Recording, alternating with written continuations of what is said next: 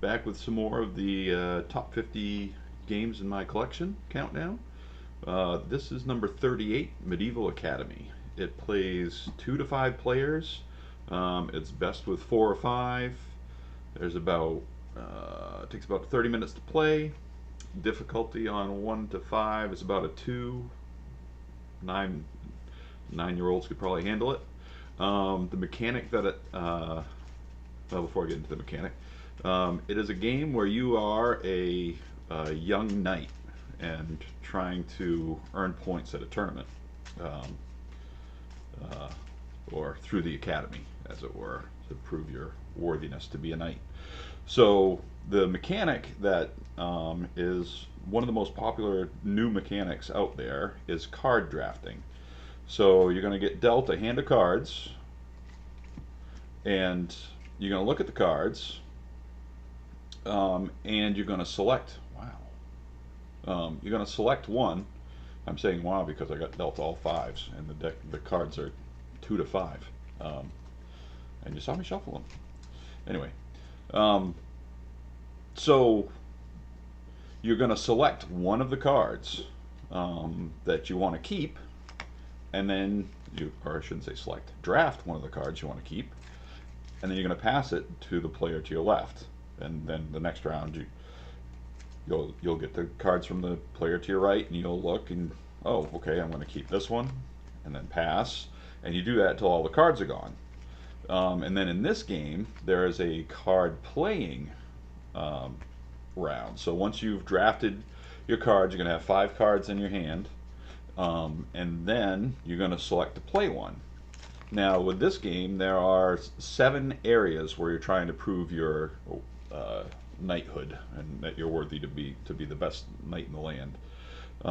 There is fighting, sword play, jousting, getting the princess to like you, getting the king to like you, bravery, which is represented by a dragon, studies, education, and then piety, or donations to the poor. So you will draft your cards thinking, okay, I'm going to try and do well in this, I'm going to try and do well in this, and maybe go weaker in certain areas. So after everybody's played their cards for a round, there's 6 rounds in the game, the little markers will move up on the track depending on the card value that you played. And I said, wow, for 5, because you're going to move up 5 spaces on whatever track you selected. Normally it's 2, there's a lot of 3s and 4s. And turn order matters because whichever token is on top is considered in first place. So you may want to save a card for last to try, and if you're tied and all in the same space, you move up and take that last spot. And they each score victory points differently. So at the end, you're trying to have the most victory points, which proves your knighthood. The jousting and sword play reset after the 3rd turn. So if you were way in the lead, you are way behind, you have a chance to catch up. The king gives his points on the 3rd and the 6th turn.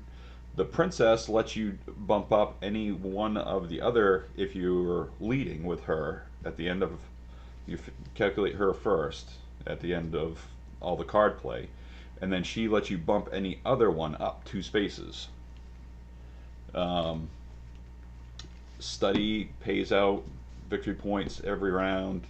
Piety is only at the end of the game. Dragon is only at the end of the game, but they're both big. Big points, where these are little points. And then at the end of 6 rounds, you score and determine a winner. This is not my favorite card drafting game. The granddaddy of them all is in my top 10, and you'll be finding out about that later. There's another quick and simple card drafting game, Sushi Go, that didn't make the top 50 list.